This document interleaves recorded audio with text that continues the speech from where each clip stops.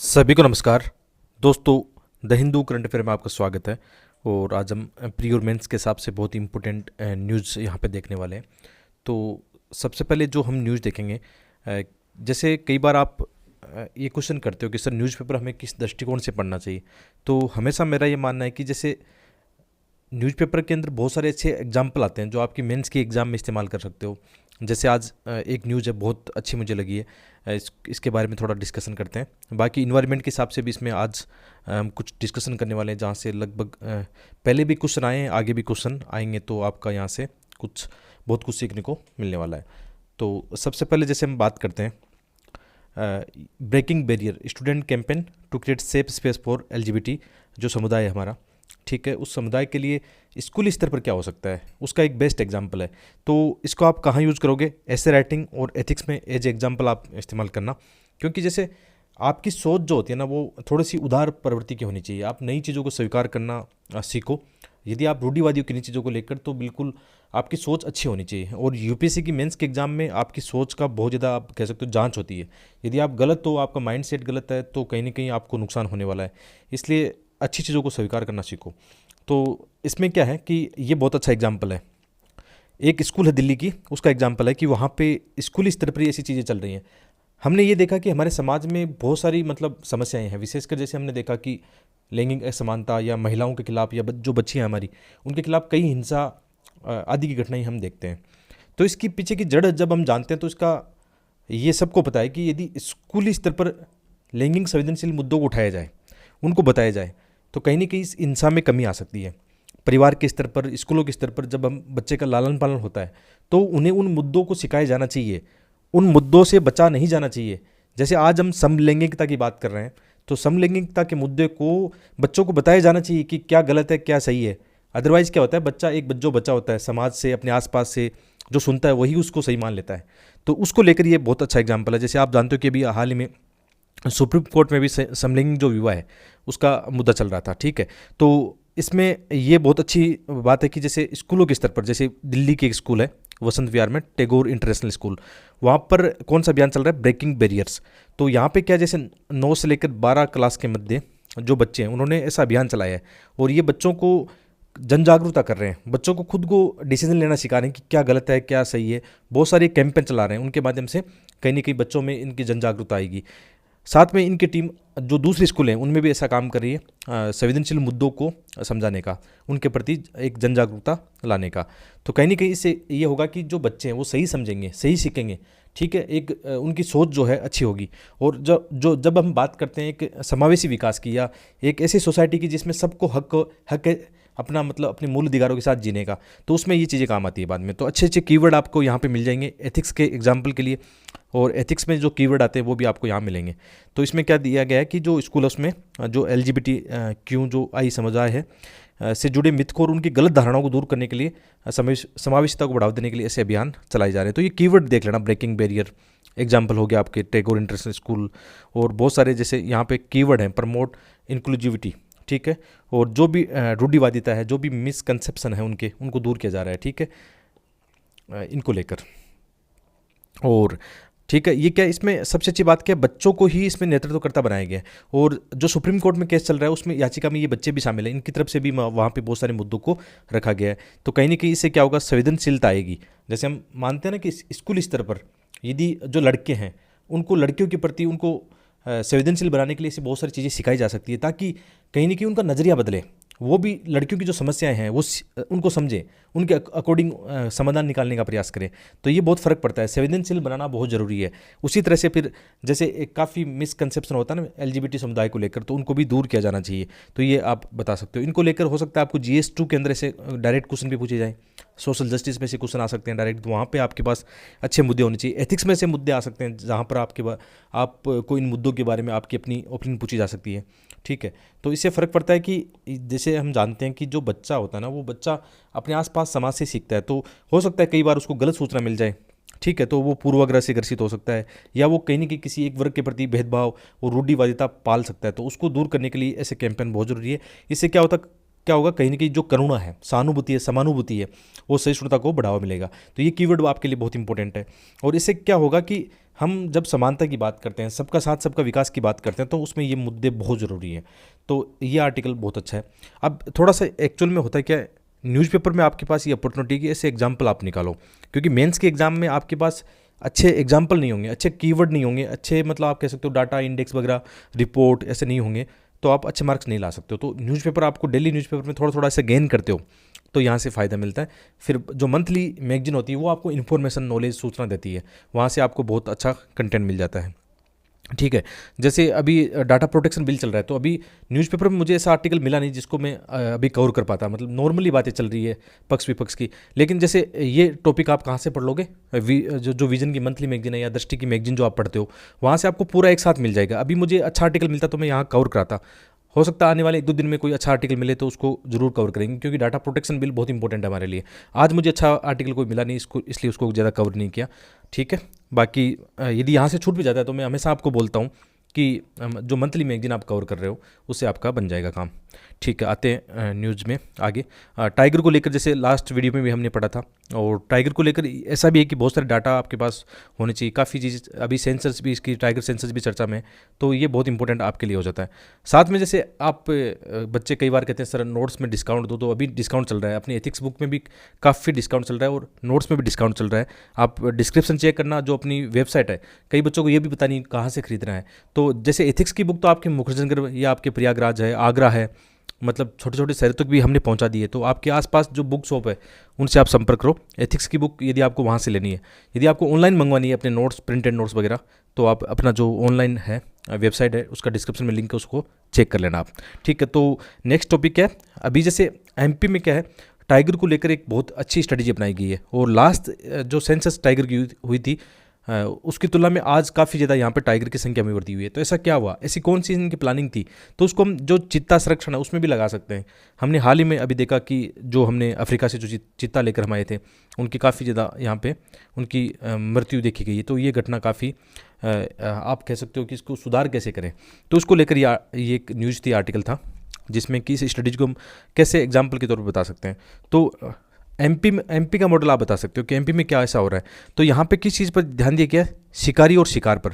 यानी आप एक हैबिटाट की बात करते हो, जैसे एक टाइगर है, तो टाइगर किसी एक ऐसे प्राकृतिक आवास में रहता है, तो उसको वहाँ पे फिर खाने के लिए भोजन भी चाहिए। कह सकते हो ऐसे जीव जंतु जैसे शाकाहारी जो जीव होते हैं, ठीक है, जिन पर टाइगर डिफेंड करता है, तो उनकी भी संख्या वहाँ पे होनी जरूरी है। अब जैसे एक टाइगर जहाँ जिस जंगल में रहता है वहाँ पे उसको खाने के लिए नहीं होगा, स्वतंत्र रूप से उसको विचरण के लिए जगह नहीं होगी, और शिकारियों से उसको बचाया नहीं जाएगा। ठीक है, तो कहीं ना कहीं फिर क्या होगा, उनके लुप्त होने का खतरा हो सकता है। तो एमपी ने अच्छा काम किया इन चीज़ों को लेकर। उन्होंने ये देखा कि टाइगर को कौन सा भोजन पसंद है, कौन सी जीव जंतु उसको पसंद है, तो उनको भी वहाँ पे बसाया गया या रीलोकेट उनको किया गया। तो एक हैबिटाट कैसे बनता है, उनकी पूरी चीज़ों को इन्होंने ध्यान से देखा है। साथ में इनके पास अच्छे कैडर हैं, जो वन सुरक्षा कर्मी कह सकते हो आप, उनका अच्छा कैडर है, निगरानी इनके पास अच्छी है, टेक्नोलॉजी का इस्तेमाल कर रहे हैं। तो इन चीज़ों को आप, जो आपका चीता संरक्षण है उसमें भी आप इनको लगा सकते हो। और साथ में डाटा देख के भी बताया गया कि मध्य प्रदेश की जो बाघ आबादी है उसमें पहले की जो गणना हुई थी उसकी तुलना में इसमें 50% की वृद्धि देखी गई है। साथ में जैसे बहुत सारे ऐसे प्रैक्टिकल यहाँ पे चीज़ें बनाई गई है कि जैसे अभी हम कुन्नू राष्ट्रीय उद्यान है, उसमें अफ्रीकी चीतों की बात चल रही है, तो उस दृष्टिकोण से इसमें भी क्या कर सकते हैं हम, कुछ ना कुछ सुधार कर सकते हैं। जैसे 2022 के जो डाटा है, आपको डाटा पता होना चाहिए। हो सकता है जैसे GS3 जो जैव विविधता है, जैव विविधता का संरक्षण, उसके अंदर ये क्वेश्चन आ जाए इस साल, टाइगर को लेकर या चीता को लेकर क्वेश्चन आ जाए, तो वहाँ पे आपके पास कुछ डाटा होंगे, तो डाटा का आप लिख सकते हो। तो लगभग आपको ये डाटा याद रहना चाहिए, 6382 या 3600, लगभग 3700 आप बता सकते हो कि हमारे पास टाइगर हैं अभी। और ये अच्छा संरक्षण के प्रयास है कि इनकी संख्या वृद्धि देखी गई इनकी संख्या में। और आप कह सकते हो कि मध्य प्रदेश, कई बार प्रीलिम्स एग्जाम में से स्टेटमेंट आते हैं कि इस राज्य में सर्वाधिक चीता है या टाइगर है। ठीक है, चीता तो वैसे आप जानते हो कि प्राकृतिक रूप से हमारे देश में विलुप्त हो चुका है, 1951 के आसपास ही है ना, और अभी तो हम बाहर से चीता ला के यहाँ पे संरक्षण का प्रयास कर रहे हैं। ठीक है, तो आप कह सकते हो इनमें सर्वाधिक संख्या कहाँ पे बाघों की, मध्य प्रदेश में है। और इसके अलावा जैसे हम देखें और भी डाटा इनके देखें, तो यहाँ पे हमने चर्चा की है कि कैसे मध्य प्रदेश ने इसमें रणनीति में सफलता प्राप्त की है। तो विशेषकर उन्होंने ध्यान फोकस किस पे किया है, जो टाइगर है या टाइगर के जो आप कह सकते हो भोजन है या अन्य चीज़ों पर, हैबिटेट पर उन्होंने अच्छा फोकस किया है। ठीक है, पूरा पूरा उन्होंने कोशिश की है। जैसे विशेषकर इन्होंने यहाँ पे क्या किया, एक तो ग्रामीण पुनर्वास का कार्य अच्छा किया। जैसे आप ये जानते हो कोई नेशनल पार्क है या टाइगर रिजर्व है, उसमें आबादी जो होती है तो उनमें कहीं ना कहीं फिर जो ह्यूमन एनिमल कॉन्फ्लिक्ट होता है उसमें तो दोनों को नुकसान होता है। तो इन्होंने कोशिश क्या की कि ग्रामीणों का सही से पुनर्वास किया गया, उनको रोजगार के साधन दी गए, उनको दूसरी ज़मीन दी गई, मतलब उनके भोजन पानी या रोजगार सबकी व्यवस्था करके एक अच्छा उन्होंने मॉडल पेश किया यहाँ पे। साथ में ये देखा कि जो टाइगर के आप मानते हो, जैसे जो हिरण हो गया, बारहसिंगा, ठीक है, या और भी जो आप कह सकते हो शाकाहारी ऐसे जीव है जिनको टाइगर जिन पर डिपेंड करता है। ठीक है, एक पारितंत्र होता है, एक खाद्य जाल होता है, आप इन चीज़ों को समझते हो। तो उन्होंने पूरा समझ के क्या किया, वहाँ पे सतपुड़ा है, बांधवगढ़ है, ठीक है, और संजय दुबरी जो टाइगर रिजर्व है वहाँ पे उन्होंने ऐसे अच्छे प्रयास किए। इनको पुनर्वास चीज़ों को जब ध्यान दिया गया तो वहाँ पे निश्चित रूप से इनका संरक्षण देखा गया, उनकी संख्या में वृद्धि दी गई। अन्य एग्जाम्पल भी है, जैसे जो संजय टाइगर रिजर्व है, या जो कुन्नो है, गांधी सागर वन्य जीव अभयारण्य है, पेंच और बांधवगढ़ टाइगर रिजर्व, वहाँ पे भी ऐसा काम किया गया। तो एक इफेक्टिव प्लानिंग के साथ उन्होंने ऐसा किया है। ऐसे ही नहीं हुआ कि वहाँ पे मध्य प्रदेश में जादू हो गया कि टाइगर की संख्या में वृद्धि हो गई, ऐसा नहीं हुआ। उन्होंने बहुत अच्छे प्रयास किए हैं। तो यहाँ से कुछ कीवर्ड आप यदि देखो, इस साल मेंस लिख रहे हो या नेक्स्ट ईयर लिखोगे, ऐसा क्वेश्चन आ गया तो मेंस के एग्जाम में लिखोगे क्या, आपके पास अच्छे पॉइंट होने चाहिए।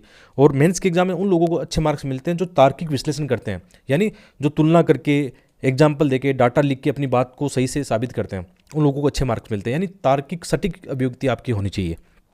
ठीक है, तो हम जानते हैं कि हमारे देश में क्या है, 53 बाघ अभयारण्य है, टाइगर रिजर्व आप कह सकते हो, और सर्वाधिक क्या मतलब 6 मध्य प्रदेश में है इनमें, और सबसे अधिक बाघ भी मध्य प्रदेश में 6 टाइगर रिजर्व हो गए। इसके अलावा जैसे जिम का जो कॉर्बेट नेशनल पार्क है उत्तराखंड में, उसमें यदि देखें हम तो सर्वाधिक एक टाइगर या नेशनल पार्क में देखिए सर्वाधिक टाइगर यहाँ पे उत्तराखंड में, इसके बाद में कर्नाटक में बांदीपुर और नागरोल अभयारण्य में। तो ये फैक्ट थोड़ा ध्यान रखना। फैक्ट कई बार ऐसे आ जाते हैं कि सर्वाधिक जो टाइगर का घनत्व है, मतलब कोर एरिया में, या ऐसे करके भी कई बार क्वेश्चन आ जाते हैं, किस नेशनल पार्क में या किस टाइगर रिजर्व में सर्वाधिक बाघ एक ही जगह पाए जाते हैं, ऐसे क्वेश्चन आ सकते हैं। तो इन फैक्चुअल चीज़ों को भी ध्यान में रखना। ठीक है, ऐसे क्वेश्चन भी प्रीलिम्स एग्जाम में आ जाते हैं। बाकी तो मेंस के एग्जाम में तो कॉन्सेप्ट बेस्ड क्वेश्चन आएंगे, वहाँ पे फैक्चुअल ज़्यादा नहीं आएंगे। ठीक है, तो ये चीज़ें आप समझ गए होंगे। मोस्ट ऑफ यही था कि कैसे मतलब उन्होंने संख्या बढ़ाई है, कैसे उन्होंने मैनेजमेंट किया उसका। और ऐसे क्वेश्चन आ सकते हैं कि ये पहले भी 2012 में आया है कि प्राकृतिक रूप से भारत में कौन सा पाया जाता है, कौन सा नहीं पाया जाता। जैसे चीता प्राकृतिक रूप से नहीं पाया जाता। ठीक है, ऐसे करके आप क्वेश्चन अपना देख सकते हो। नेक्स्ट जो है ये भी इन्वायरमेंट इकोलॉजी का है। अभी जैसे हाल ही में एक कुछ डाटा जारी किए गए थे जूलॉजिकल सर्वे ऑफ इंडिया के द्वारा, और उसमें बताया गया है कि 5% जो बर्ड्स की आबादी है भारत में क्या है, इंडेमिक है। इंडेमिक यानी स्थानिक है, यानी वहीं उसी जगह पर पाई जाएगी। ये भी क्वेश्चन पहले कई बार आए हैं इन्वायरमेंट इकोलॉजी के प्रीलिम्स एग्जाम में। यानी 5% जो टोटल पक्षी है उनमें से 5% भारत में क्या है, इंडेमिक है, यानी और विश्व में और कहीं नहीं पाए जाएंगे, ये केवल भारत में ही पाए जाते हैं। ठीक है, इस रिपोर्ट ने ऐसा कहा है। ठीक है, रिपोर्ट किसके द्वारा है, जूलॉजिकल सर्वे ऑफ इंडिया के द्वारा है, हाल ही में प्रकाशित की गई है। और इसमें बताया गया कि देश में पाए जाने वाले लगभग 5% जो बर्ड है, पक्षी है, वो क्या है, स्थानिक है, इंडेमिक है। और ये रिपोर्ट कहाँ पे आई थी, अभी हाल ही में जैसे प्रकाशन हुआ था, भारत के 75 स्थानिक पक्षी नामक प्रकाशन। ठीक है, 75 इंडेमिक बर्ड्स ऑफ इंडिया, ये पब्लिकेशन रिपोर्ट है। किसके द्वारा हुआ था, ये JSI यानी जूलॉजिकल सर्वे ऑफ इंडिया के द्वारा।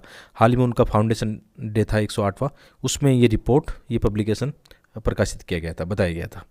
ठीक है, प्रीलिम्स एग्जाम में कई बार ऐसा आ जाता है। और भारत में लगभग आप बता सकते हो डाटा देके, या थोड़ा बहुत पता होना चाहिए प्रीलिम्स एग्जाम के लिए, क्योंकि प्रीलिम्स एग्जाम में आपने देखा होगा इन्वायरमेंट में कैसे क्वेश्चन आते हैं, किसी भी जीव जंतु के बारे में पूछ लेते हैं। लास्ट ईयर गिलेरी के बारे में पूछ लिया था, जब गिलेरी अपने आसपास रहती है, लेकिन इतना तो कौन जानता है गिलेरी के बारे में। ठीक है, लेकिन देखना चाहिए। मेरा ये मानना है कि अपने आसपास को जानो। यदि आप अपने आसपास को जानते हो, आपका एक सही दृष्टिकोण होगा ऑब्जर्वेशन का, तो यूपीएससी के एग्जाम में आपका स्कोर ज़्यादा होगा। यूपीएससी में रियल लाइफ में भी आप अच्छा जीवन जी सकते हो। तो ऑब्जर्वेशन बहुत ज़रूरी है। ऑब्जर्वेशन चाहे वो आप इन्वायरमेंट को करो, ठीक है, चाहे आप अपने सामाजिक जो मुद्दे हैं, आपका परिवार है, समाज है, उसको करो। सामाजिक, आर्थिक जो भी मुद्दे हैं, राजनीतिक, सब में ऑब्जर्वेशन का नजरिया रखो। एक जिज्ञासु प्रवृत्ति के आपको बनना है। तो देखना आप यूपीएससी एग्जाम तो बहुत छोटी साबित हो जाएगी आपके लिए। ये बात सही है, देखना यूपीएससी एग्जाम का नेचर ही यही है। विशेषकर आपने देखा होगा जीएस का जो नेचर है, प्रीलिम्स और मेंस का, ये नेचर है कि अपने आसपास की जो चीज़ें, प्रैक्टिकल ह्यूमन डेवलपमेंट, ह्यूमन आप कह सकते हो जो भी समस्या है, उनको लेकर क्वेश्चन पूछे जाते हैं। तो आते हैं इस टॉपिक पर। तो भारत में 1353 पक्षी प्रजातियों का घर है, इतने पक्षी भारत में पाए जाते हैं। और लगभग वैश्विक पक्षी जो विविधता उसका कितना है, 12% है। और इनमें 5% क्या है, स्थानिक है। तो इसमें बहुत सारे पक्षियों को बताया गया है, कौन कौन से इंडेमिक है, कहाँ पे क्या है। जैसे एक मणिपुर बुश बटेर के बारे में बताया गया है, जो आइसन कैटेगरी में इंडेंजर्ड है, ठीक है। ये देखना, मणिपुर बुश बटेर है। कई बार ऐसे आ जाते हैं, हिमालयन बटेर कौन से इंडेमिक है, ऐसा क्वेश्चन बन जाएगा। कौन से स्थानिक है, ऐसा क्वेश्चन प्रीलिम्स एग्जाम में बनेगा। और उनकी कैटेगरी आइसन की कौन सी, एक हिमालयन बटेर है, ठीक है, एक जेरडान का क्रॉसर है, ठीक है। ये पक्षी यहाँ पे काफ़ी दिए गए। इसके अलावा इसमें बताया कि पश्चिमी घाट में बहुत ज़्यादा है, क्योंकि आपने ये देखा होगा ना, एक तो नॉर्थ ईस्ट इंडिया मतलब उत्तरी पूर्वी हिमालय कह सकते हो, और ये पश्चिमी घाट, यहाँ पे भारत में सर्वाधिक जैव विविधता देखने को मिलती है, और ये हमारे हॉटस्पॉट भी है, जैव विविधता के हॉटस्पॉट भी है, ठीक है। तो यहाँ पे पश्चिमी घाट में सर्वाधिक स्थानिक जो प्रजातियाँ हैं वो देखने को यहाँ पे मिली है। 28 पक्षी प्रजाति यहाँ पे है। इसमें भी अलग अलग आपको देखने को मिलेगा, जैसे मालाबार ग्रे हॉर्नबिल है, ठीक है। इसके अलावा और भी है, यहाँ पे कई प्रजातियों के नाम दिए गए हैं। साथ में यहाँ पे फ़ोटो भी लगा दी गई ताकि आप आसानी से इनको पढ़ पाओ, समझ पाओ।